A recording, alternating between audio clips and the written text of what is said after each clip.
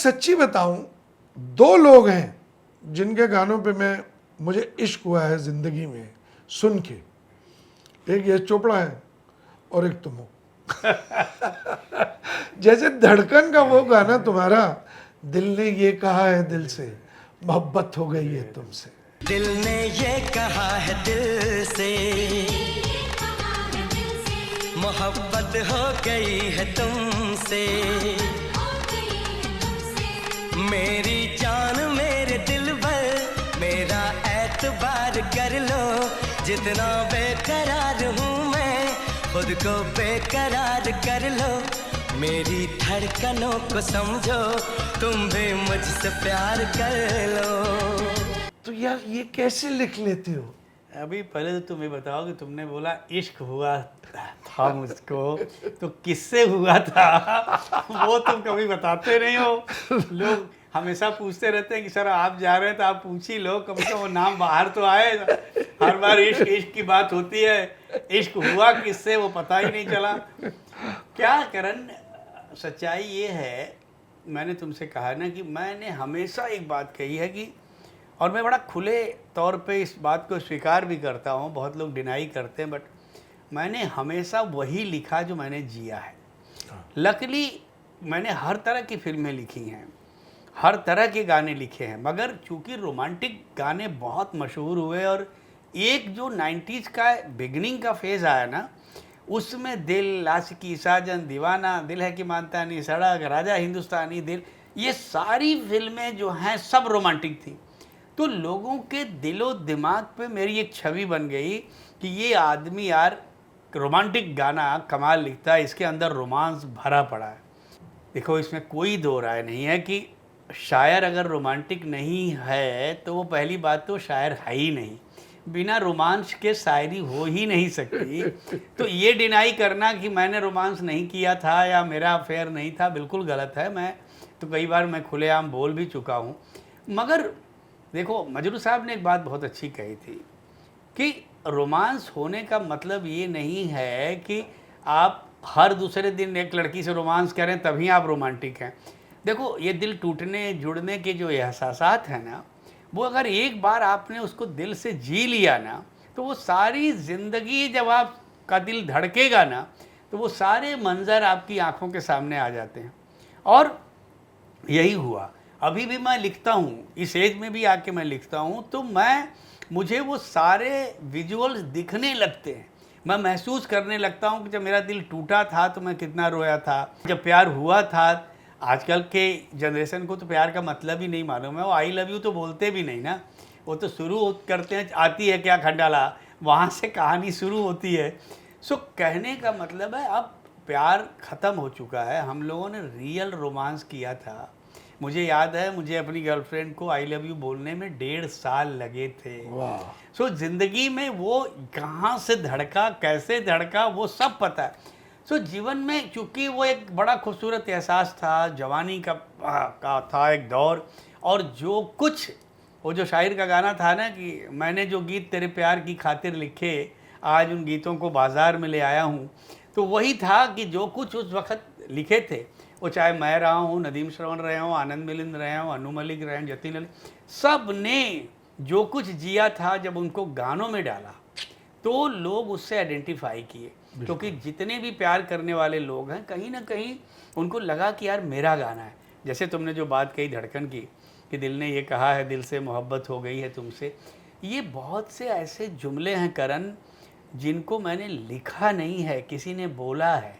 जैसे for example Himesh का वो गाना तुमसे मिलना बातें करना अच्छा लगता है, somebody told me on phone कि यार आपसे मिलना, आपसे बात करने में बहुत मज़ा। अरे मैंने बोला यार मुझे तो मुखड़ा मिल गया। वाह।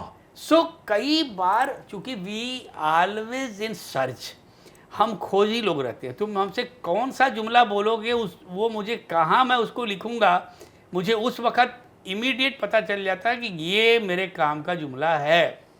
फॉर एग्जांपल कल मैं एक देख रहा था एपिसोड, कोई टेलीविज़न पे कोई शो था, उसमें किसी ने बोल दिया, एक जुमला बोला उसने, वो नॉर्मल डायलॉग की तरह बोला। अक्सर मुझे कभी, मैं सोच भी नहीं सकता कि कोई लड़की मुझसे इतना प्यार कर सकती है। उसने बोल दिया अब वहाँ से मुझे एक ख्याल दिमाग में आया कि सचमुच यार ये लाइन आज तक प्यार का इजहार इस तरह से नहीं हुआ है कि कोई कि कोई मुझे इस तरह से प्यार करेगा, मैं नहीं सोच सकता। क्या बात। तो अब हम लोग चूंकि सर्च पे रहते हैं तो हमको मिल जाती हैं। तो ये जितने रोमांटिक गाने बने, और पढ़ना बहुत पड़ता है करण, गालिब से लेके मीर से लेके आजकल के जितने राइटर्स हैं, मैं रोज़ जब तक 2 घंटा नहीं पढ़ूँ ना, हाँ, और सब कुछ पढ़ता हूँ, ऐसा नहीं कि मैं केवल पोइट्री पढ़ता हूँ, मैं नावल भी पढ़ता हूँ, मैं पेपर्स भी पढ़ता हूँ, मैं कई बार कुछ कहानियाँ अजीबो गरीब तरह की कहानियाँ होती हैं उनको पढ़ लेता हूँ। कहाँ से आप केवल पोइट्री में ढूंढेंगे तो आपको कुछ नई चीज़ नहीं मिलेगी। आपको जैसे वो गाना जब इतना मशहूर हुआ 4 बज गए लेकिन पार्टी अभी बाकी है, तो लोगों ने मुझसे कहा कि यार ये ख्याल आप, तो मैंने उनको बताया कि जब मैं ये ओम शांति ओम देख रहा था तो वो जुमला था ना कि पिक्चर अभी बाकी है मेरे दोस्त, हाँ, तो पार्टी अभी बाकी है। तो ये कहाँ से क्या चीज़ आती है, नोबडी नोज। तो ऐसे गाने बनते रहे, और धड़कन की तो अजीबोगरीब कहानी रही है। धड़कन बंद हो गई थी अच्छा, क्योंकि धर्मेश दर्शन और नदीम का झगड़ा हो गया था एक बात को लेके, ओह, और नदीम ने बोला नहीं, क्योंकि Raja Hindustani was biggest hit of the year, और धर्मेश को लगने लगा कि यार अब मैं बहुत बड़ा डायरेक्टर बन गया हूँ। नदीम ने बोला यार तू अगर बड़ा डायरेक्टर बन गया तो मैं भी बड़ा म्यूजिक डायरेक्टर हूँ धर्मेश, मेरी राजा हिंदुस्तानी में तो तुमने कभी नहीं मुझसे ज़िद की, अब अगर तुम ज़िद करोगे, मेरा नेचर तुमको पता है, मैं वो म्यूजिक देता हूँ जो मैं देता हूँ। अगर मैं तुम्हारा म्यूजिक देने लगूंगा तो तुम्हारा म्यूजिक हो जाएगा, मेरा म्यूजिक नहीं रहेगा। अगर आप मेरे से आप कन्विंस हैं तो आप मुझे काम करने दो। और एक बात को लेके जिद हुई, उसने बोला नहीं पैकअप, गाना रिकॉर्ड हो रहा था, दिल ने ये कहा है दिल से, उसने बोला पैकअप। कुमार सानू, अलका, वो लोग माइक पे थे, उसने बोला नहीं मुझे पिक्चर ही नहीं करनी है, ये run away from Sunny studio में हो रहा था गाना।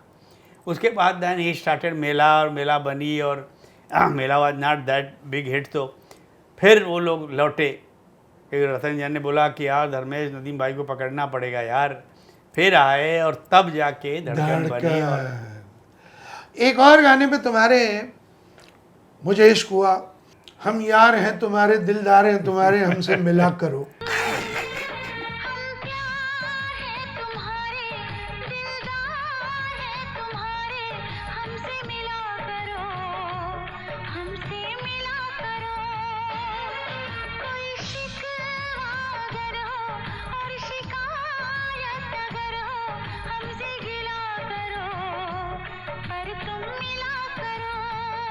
अब देखो करण, ये भी कोई शायरी नहीं है, हाँ, ये डायलॉग का फॉर्म ये डायलॉग का फॉर्म कि है। यार मुझसे मिला करो। हाँ। अक्सर लोग बोलते हैं कि यार बहुत जमाना तुम यार गायब हो जाते हो, मिला करो यार मुझसे। हाँ, अब वो मिला करो को मैं कहाँ लेके आया, God। ये दैट इज द ब्यूटी। जैसे मजरू साहब का जो गाना था ना, क्या हुआ तेरा वादा, हाँ। कसम हो इरादा, भूलेगा दिल जिस दिन तुम्हें वो दिन जिंदगी, ये कोई गाना नहीं है, ये डायलॉग का फॉर्मेट है। दिल विल प्यार व्यार मैं क्या जानू रे, ये क्या है, ये कोई कहीं किसी किताब में लिखी हुई या कोई शायरी थोड़ी है, ये एक्सप्रेशन है गीतकार का। यही तो मैं हमेशा एक बात बोलता हूँ करण की, गीतकार की बेस्ट डेफिनेशन है कि पानी रे पानी तेरा रंग कैसा, जिसमें मिला दो लगे उस जैसा।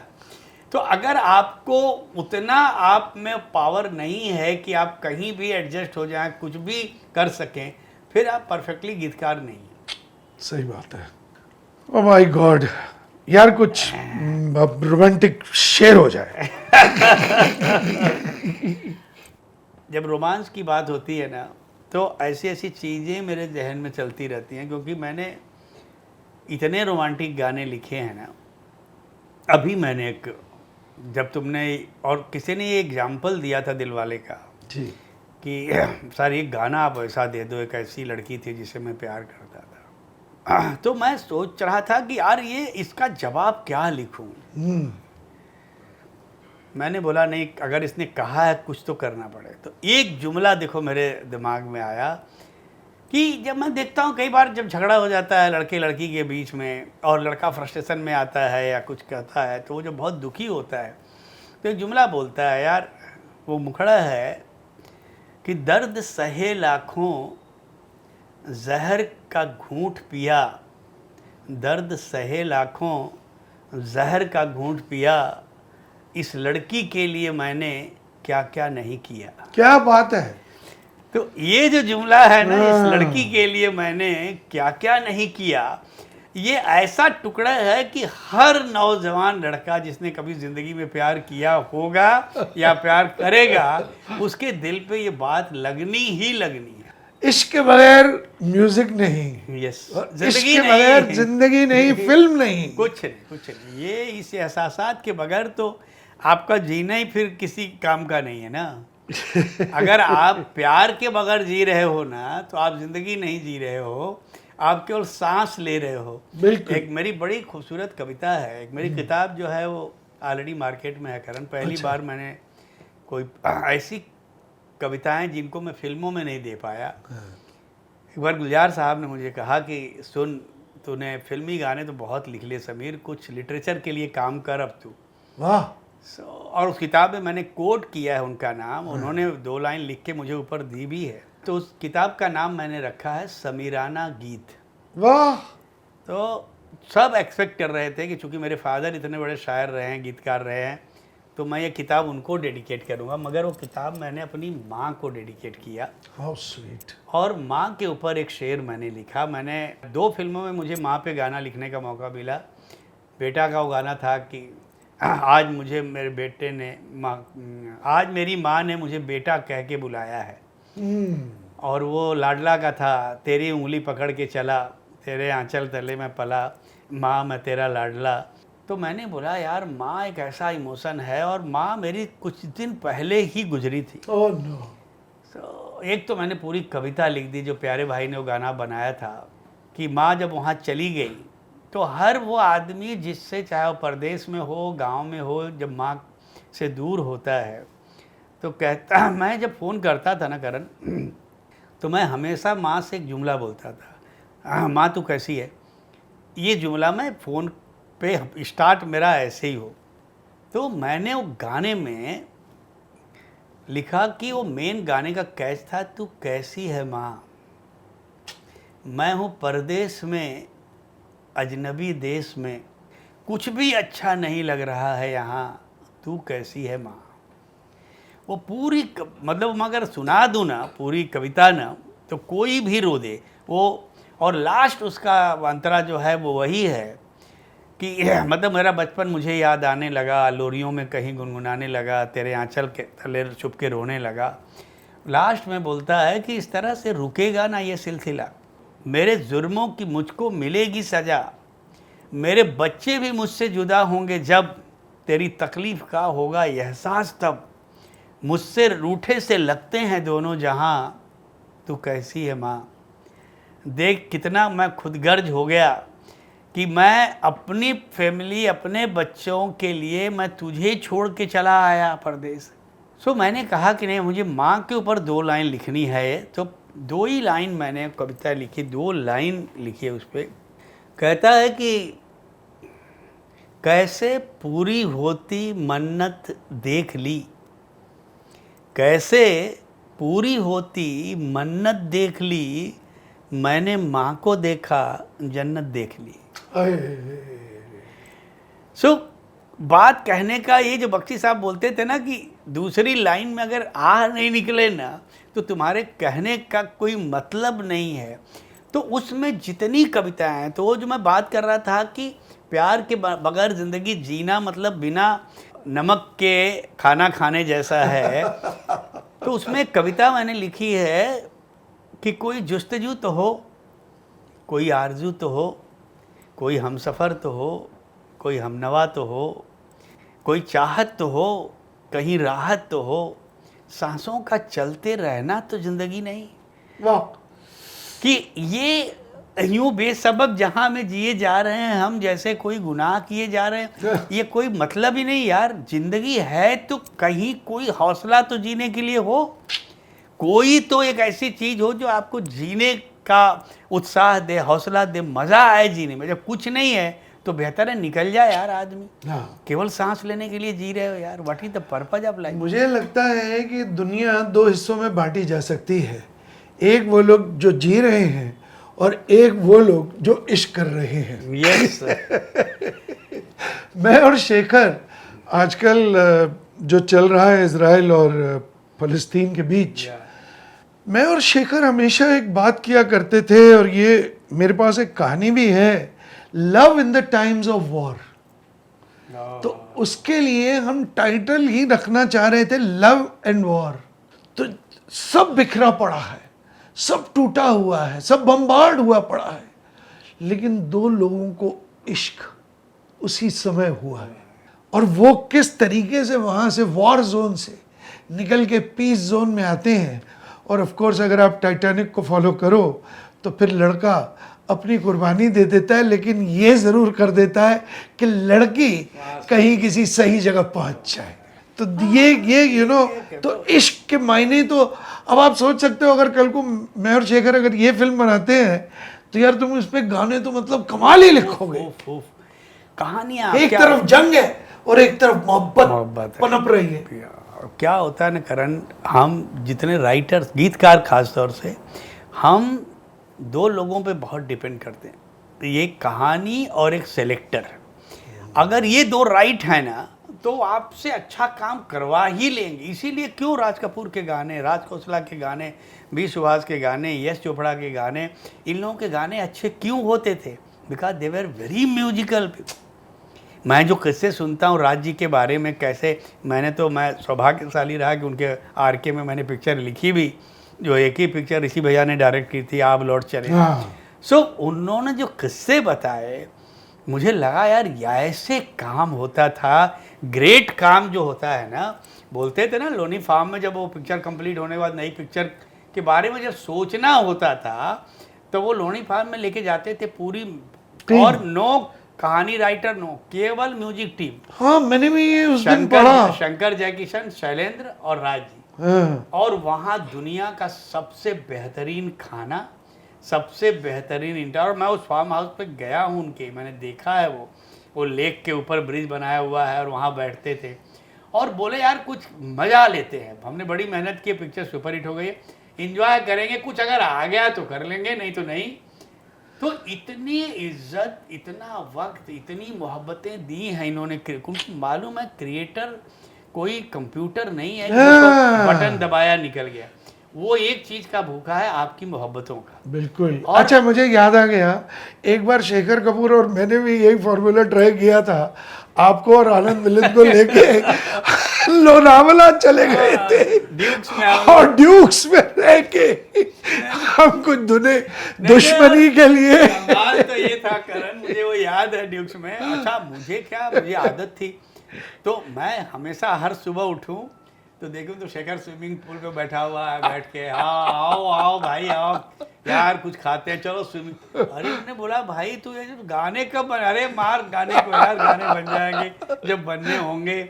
और जाते जाते जिस दिन लास्ट डे था उस दिन बोला कि क्या तेरे को लगता है कुछ बन सकता है, चल बैठ जा। और गाना क्या बनाता, अब प्यार क्या था वो, कभी हंसते हैं, कभी रोते हैं, प्यार करने वाले तो दीवाने होते हैं। कभी हंसते हैं, कभी रोते हैं, कभी हंसते हैं, कभी रोते हैं। प्यार करने वाले, प्यार करने वाले तो दीवाने होते हैं। क्या गाना बनवाया था। अभी दुश्मनी मैंने उस दिन ऐसे ही फास्ट फॉरवर्ड कर करके नेटफ्लिक्स पे है, अच्छा अच्छा अच्छा, तो मैं उसे देख रहा था। क्या म्यूजिक और हुआ बन्नो तेरी अखियां सुर में दानी, क्या बात है। तो यार इसी तरीके से, अच्छा, ये गाना जब तूने बोला ना, अभी उस गाने का फिर इन्होंने वो बनाया, अभी तो उसका रिक्रिएट किया, बन्नो तेरा स्वैगर लागे सेक्सी। तो कैसे गाना बना तुमको पता है? मिलिंद की सगाई थी और सपना अवस्थी को वहाँ संगीत कार्यक्रम में गाने के लिए बुलाया था। अच्छा, तो शेखर को भी हम लोगों ने बुलाया कि यार तू आजा शेखर। तो जब उसको लगा कि संगीत, सब म्यूजिक से उसको बहुत लगाव है, तो बोला आता हूँ। हमने बोला यार कोई फोक सिंगर है बड़ी कमाल की, तू आ। जैसे उसने ये गाना गाया सपना ने ना, उस वक्त तो कुछ नहीं बोला, सुबह फ़ोन किया कि सुनील पकड़ इसको और लेके आ मेरे पास, मुझे ये गाना चाहिए। अरे मैंने बोला ये तू तेरी पिक्चर मैं दुश्मनी में कहाँ है? बोला मैं क्या करूँगा, तू छोड़ दे, मुझे ये गाना चाहिए। क्योंकि वो फोक का गाना था, सही है। तो मैंने सपना को बुलाया और फिर हम लोग किए पूरा गाना, और कितना बड़ा हिट गाना है बाप रे हाँ, बहुत बड़ा। और फिर उसके बाद इतना बढ़िया लगा मुझे कि मैंने उसकी इतनी सही सिचुएशन, जहाँ मनीषा गुराला और सन्नी की शादी हो रही है, तो वहाँ हमने बहुत beautifully लेके आया फिल्म तुझे। सिटी में शूट किया। Correct correct correct. सो बहुत बहुत बहुत दुख होता है शेखर के साथ काम करने में, जो मजा आता था ना, ही सो इंटरेस्टिंग गाय। मुझे दुख हुआ कि यार इस आदमी से बहुत काम इंडस्ट्री को लेना चाहिए था। सही ही है। So deserving, so nice, so humble. उसके बारे में इमेज कुछ लोगों ने अलग ही बना के रखी है, but the people who work with him Yeah. They knows कि यार he is the easiest person to work. 10-15 साल मैंने गुजारे। दुश्मनी में हम लोगों को लेके चला जाए, कभी वो माहिम में हो कोई, अरे वो पोर्चुगीजा, पोर्चुगीज, गोवा पोर्चुगीजा, गोवा पोर्चुगीज। और वहां बैठ के हम शॉट्स मार रहे हैं। कार्ड मार रहे हैं, और वो एक आके आदमी वायलिन बजाते हुए आता था गाना। और हाँ, वो 2-3 लोग वायलिन कुछ बजा रहे थे, तो यहाँ बजाओ। और फिर मैंने, अच्छा वो पीता नहीं है ना ना लेकिन उसको मैंने वहीं टकीला शॉट्स हाँ। मारते हुए देखा। और वो आनंद और मिलिंद, वो तो बेचारे इतने भोले बंधु, उनको भी कह रहा मारो मारो। कमाल आदमी, कमाल आदमी। तो आज भी सुभाष जी मुझसे कहते हैं अगर इस इंडस्ट्री ने बेस्ट डायरेक्टर कोई पैदा किया है तो वो शेखर है। नो डाउट अबाउट, वो नो। तेरा दोस्त है, और चाहे मैं डायरेक्टर हूँ, लेकिन मुझे ये कहने में कभी शर्म नहीं होती है, सुभाष जी कहते हैं। हाँ, सुभाष जी का कमाल है। सुभाष जी, अभी मैं याद है मुझे किसी रियलिटी शोज में गए थे, उन्होंने क्या खुल के कहा कि मुझे बहुत शर्म आती है जब राइटर और म्यूज़िक डायरेक्टर्स का नाम, आज इतना बड़ा पोस्टर में अभी आ रहा था, गणपत का पोस्टर लगा हुआ है, मतलब कुत्ते का नाम भी उसमें लिखा हुआ है, राइटर म्यूजिक डायरेक्टर का नाम ही पोस्टर पे नहीं है। तुमको याद है हम लोग जब काम कर रहे थे तो नदीम की शर्त होती थी, एग्रीमेंट में लिखवाता था कि फिल्म के पहले मेरा पोस्टर जुहू पे लगेगा हम लोगों का, उसके बाद म्यूजिक रिलीज होगा। और ये टाइम आ गया कि राइटर म्यूजिक डायरेक्टर का नाम, और प्रोड्यूसरों को मुझे समझ में नहीं आता कि इनको प्रॉब्लम क्या है। भाई इतना इम्पॉर्टेंट पार्ट आपकी पिक्चर का है, आज जो डेकोरेशन आया है फिल्मों की सक्सेस में, उसके पीछे कारण है कि म्यूजिक को इन्होंने फिलिंग द ब्लैंक बना के रखा हुआ। वो इम्पॉर्टेंस ही नहीं, मतलब कोई कहानी सुनाने को तैयार नहीं है, कोई मिलने को तैयार नहीं है। व्हाट्सएप पे गाने भेज दो, 25 लोग एक साथ गाने भेज रहे हैं, वहाँ गाने जज हो रहे हैं। कोई एक ऐसा आदमी बैठ के जज कर रहा है, कल के 18 साल के बच्चे जिनको शायरी और म्यूजिक से कोई लेना देना नहीं। सो इतने बुरे ये चीज़ें हमने की हैं जो हम अभी आपको बताए, और अब ये चल रहा है, इसमें कहाँ म्यूजिक अच्छा, कौन आदमी अच्छा काम करेगा? Nobody can work. वही म्यूजिक बन रहा है जो कि आज बना, आज सुना, कल खत्म। It's like a junk food, खाओ और फेंक जंक दो, बड़ा, बस आगे बस। चलो। हाँ Yeah. बिल्कुल। So the state of music is quite bad, but फिर भी आई एम होपफुल कि कुछ मिल के अगर किया जाएगा। मैं तो करण, मैं तो अभी भी बोलता हूँ कि देखो, हमेशा बुरी चीज़ बहुत दूर तक नहीं चलती, अच्छी चीज़ आज नहीं कल आएगी ही आएगी। सही, सर्कल सही। है, अभी पैंट चल रहा है, बेल बॉटम आएगा ही आएगा। कब तक खींचोगे? यस, बट मैं ये बस एक दरख्वास्त करना चाहूँगा कि हम लोग दोबारा जब मेरी फिल्म लॉन्च हो, आप गाने लिखो और म्यूजिक डायरेक्टर तो हम चुन ही लेंगे। नहीं करण, और देखो मैं तो फिर हमें एक बार बक उसके बारे में करनी जरूरी है। मैं तो तुमसे कहता हूँ कि आज भी दिलवाले चलेगी, आज भी बरसात चलेगी, आज भी मिस्टर इंडिया चलेगी। और कयामत में तो हमने रिपीट ही कर दिया ना, वो लड़की बहुत याद आती है, वो भी तो चला। करेक्ट, हर चीज दुनिया में कभी भी अच्छी चीज चलेगी, और लोग आज भी, audience is ready to accept any good thing. Sameer, बहुत मजा आया, बहुत ज्यादा मजा आया। काश ये बक चलती ही रहे, लेकिन ठीक है, वक्त का तकाजा है, तो हम दूसरी बार जरूर मिलेंगे इस वादे के साथ। अगर कोई शेर सुनाना हो तो यार ये आप पर या करण, देखो एक तो बहुत मज़ा आया तुम्हारा, जैसा मैंने कहा कि बक सही मायने में दोस्तों के बीच ही सही होती है।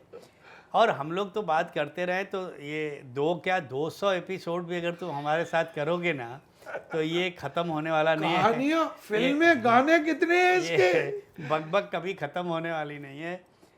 जाते वक्त मैं एक जरूर शेर सुनाना चाहता हूँ और जो मेरी ज़िंदगी का निचोड़ रहा है और इससे नई पीढ़ी को बहुत हौसला मिलेगा, क्योंकि मैं भी बहुत संघर्ष करके ऊपर आया हूँ। एक होप देना चाहता हूँ उनको। और ये मेरी किताब समीराना गीत में ये शेर है कि जहाँ से बंद होते हैं सारे रास्ते, जहाँ से बंद होते हैं सारे रास्ते, वहीं से नया रास्ता निकलता है। क्या बात है। जहाँ से बंद होते हैं सारे रास्ते, वहीं से नया रास्ता निकलता है। हम सारी उम्र जिनको समझते हैं अजनबी, उन्हीं से कोई वास्ता निकलता है। जहाँ से बंद होते हैं सारे रास्ते, वहीं से नया रास्ता निकलता है। तो इसी उम्मीद के साथ आगे बढ़ते रहो और कभी मत सोचो कि यार अब मेरा क्या होगा। हमेशा ये सोचो कि अब मेरा अच्छा होगा। जितना बुरा वक्त आता है वो इस बात का संदेशा देता है कि उतना ही अच्छा आगे आने वाला है। एक किसी ने बहुत अच्छी बात कही है कि मैंने वो एक कदम बढ़ाया ही नहीं, वहीं से वापस आ गया जिस कदम पे मंजिल इंतज़ार कर रही थी। क्या बात है। तो मंजिल है, तुम्हारे पाँव की तलाश में है, बट चलना मत छोड़ना। थैंक यू वेरी मच करण, और बहुत मज़ा आया तुमसे बात करके। और हमने तो बहुत काम किया है यार, और करेंगे, बहुत सारा काम करेंगे। और मैं दुआ करता हूँ कि तुम्हारी एक अच्छी पिक्चर बहुत जल्दी शुरू हो और म्यूजिकल हो। और इस चैलेंज, मैंने तो कपिल के शो में बोल के आया हूँ। मैंने कहा है कि एक पिक्चर मैं बोल रहा हूँ, मुझे ज़्यादा मत दो, एक क़यामत से क़यामत, एक दिल और एक आशिकी दे दो। वो अगर नहीं चले उसका म्यूजिक तो फिर मैं रिटायर वहीं डिक्लेयर कर दूँ। क्या बात है। मगर तब तक नहीं हारूंगा जब तक मेरे अंदर वो हौसला है कि नहीं, अभी लड़ाई बाकी है। बस फिर तो यही है कि अब लव एंड वॉर बन के रहेगी और समीर उसके गाने लिखेगा। म्यूजिक डायरेक्टर के बारे में हम आपको बहुत जल्द बता देंगे। जय माता दी, जय माता दी। जय Sameer, thank you so much. Thank you Siddharth, bye. Bye.